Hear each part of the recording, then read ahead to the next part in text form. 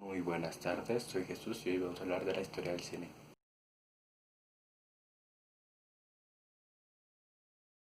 Todo comenzó el 28 de diciembre de 1895, cuando los hermanos Lumière hicieron una proyección de obreros en una fábrica francesa, junto a la demolición de un muro, la llegada de un tren y un barco.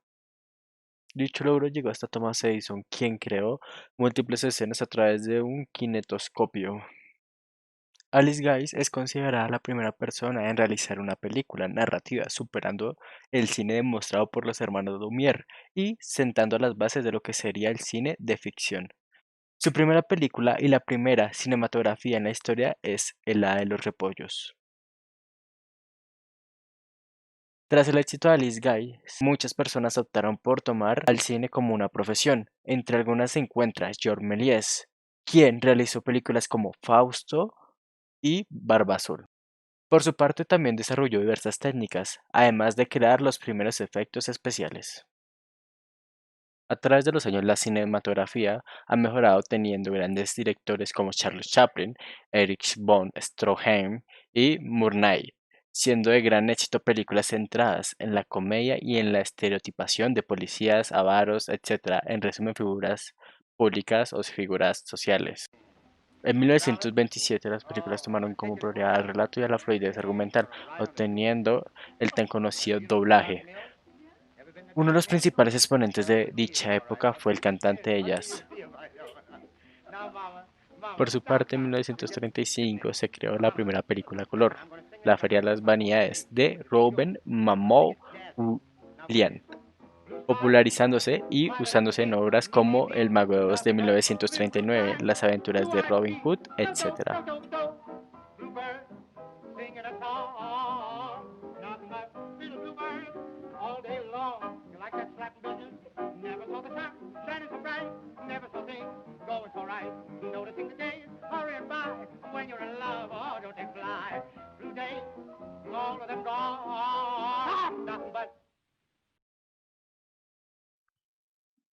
En el desarrollo, como primer paso, se debe elegir una idea.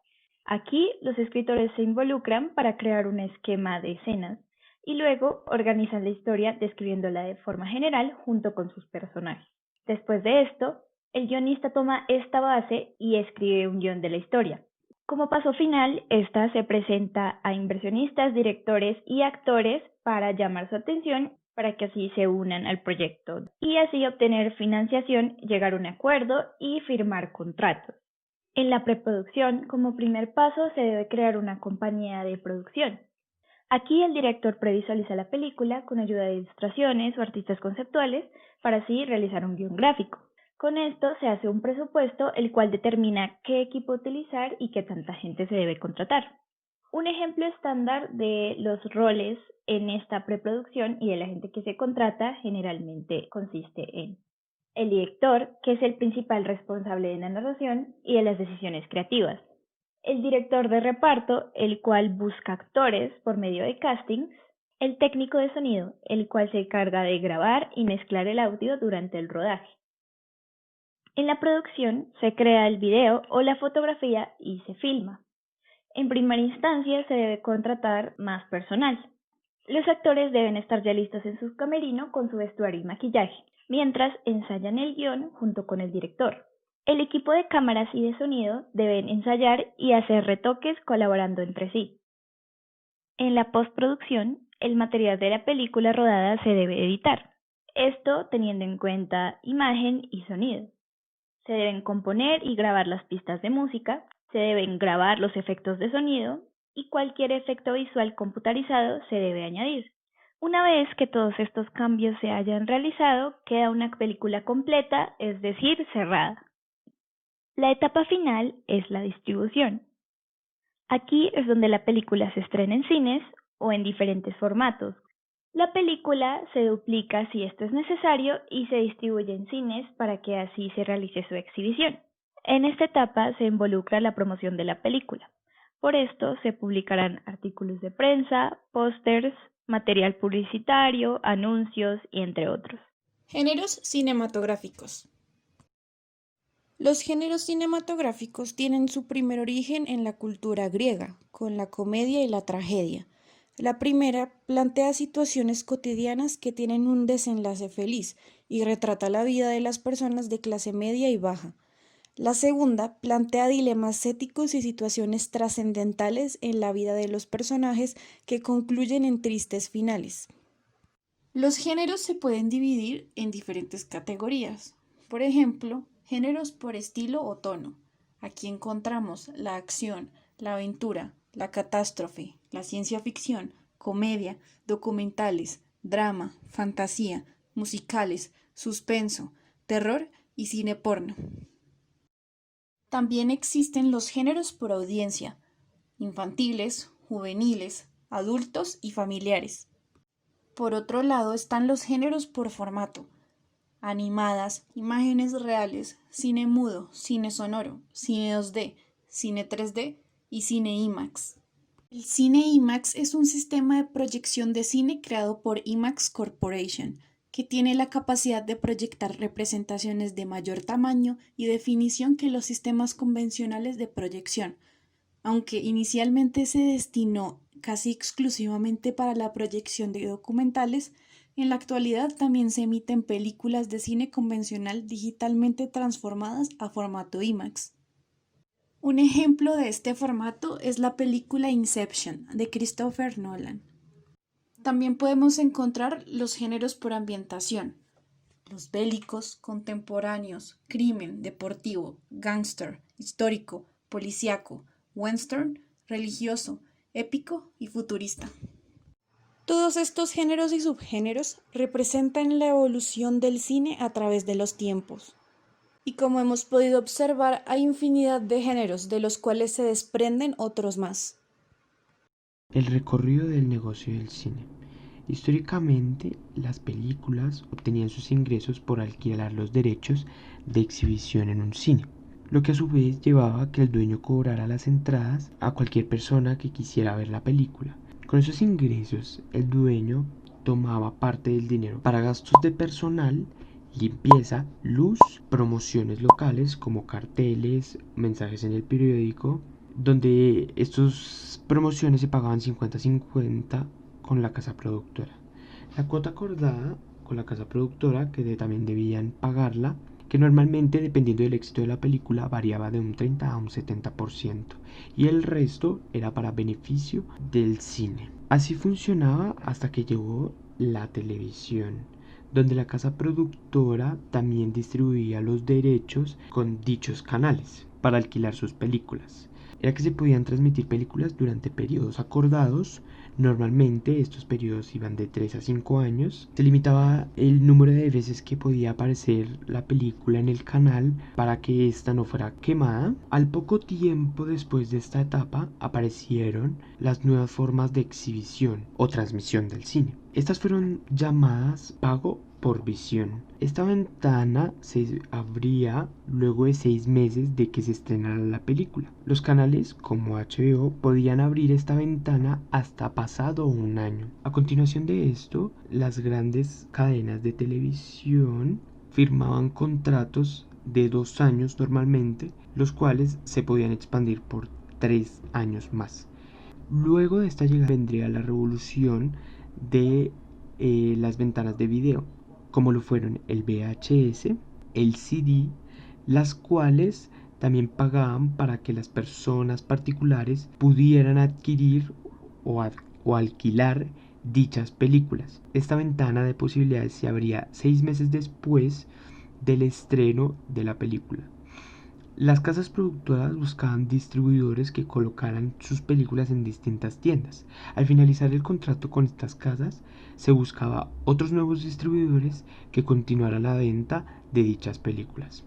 Luego de estas revoluciones, en la época actual, el cine también empezó a obtener ingresos del merchandising producido de las películas. En todo lo anterior dicho, la casa productora también tiene gastos como son costos de producción, y también tienen que pagársele a los actores, directores, mediante contratos de regalías. Con esto podemos concluir esta parte. Existen diversas teorías del cine, las cuales se encargan del estudio de su naturaleza. Además, nos ayudan a comprender la relación del cine con la realidad, las demás artes y la sociedad en general. En un inicio, el cine se dividía en dos teorías.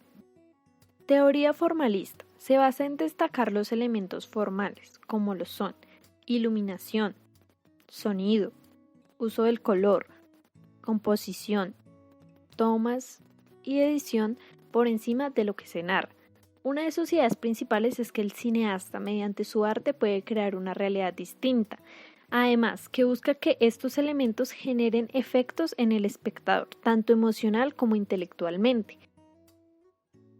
Contrario a lo anterior, en esta teoría se pensaba que el cine debía ser un retrato de la realidad lo más fiel que se pudiera, restando la importancia a los aspectos fotográficos, musicales y de diseño.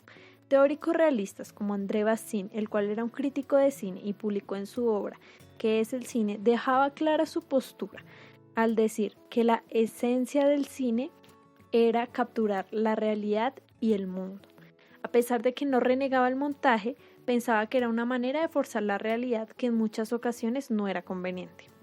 Con el tiempo se han formado más teorías como la del cine de autor, que se basa en que la película debe plasmar el pensamiento del director, siendo este su propio guionista, o la del cine ojo, la cual busca conseguir una objetividad en sus imágenes y captarlas sin una preparación previa, además de rechazar el guión, la puesta en escena, los decorados y los actores profesionales.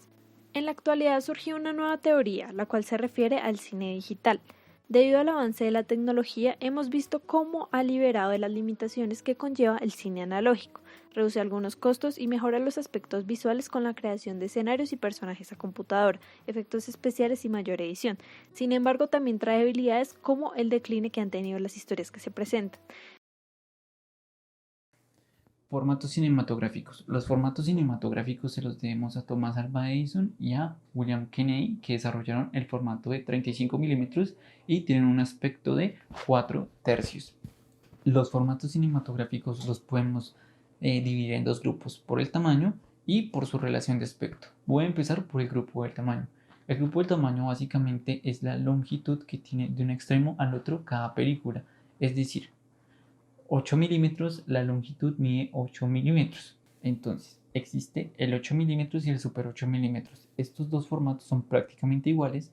La única diferencia es que el 8 milímetros tiene una menor calidad visual que el super 8 milímetros y estos fueron desarrollados para que se desenvolvieran en un medio casero. Luego vienen los 16 milímetros y los super 16 milímetros. Estas películas son la calidad-precio de ese entonces, por así decirlo, porque ofrecían una muy buena calidad visual a un muy bajo costo. Entonces, estos fueron utilizados principalmente en cortometrajes, documentales y por estudiantes de cine, ya que eran baratos y asequibles. El 35 milímetros y el Super 35 milímetros son utilizados únicamente en cine. Por eso, en el formato 35 milímetros fueron rodadas películas como King Kong y Casablanca, entre otras. Y el 35 milímetros nos dio paso al 70 milímetros. Además, en el 35 milímetros fue donde se introdujo la línea óptica del sonido que va en el lado derecho de la película. Ahora vamos con el 70 milímetros. Finalmente, el 70 milímetros es utilizado en películas de alta resolución para fotografía fija y cine, con mayor resolución que el formato de 35 milímetros y por ende es más caro, pero pues también puede guardar sonido. Es utilizado para superproducciones, también se ve en IMAX y en IMAX 3D. Formatos cinematográficos por relación de aspecto. Estas son las relaciones de aspecto más conocidas. Está la 4 tercios, que es la televisión análoga, la 16 novenos, que es el Full HD, y la 37/22, que es el formato de cine. Y por último, la 14 sextos, que es el formato panorámico.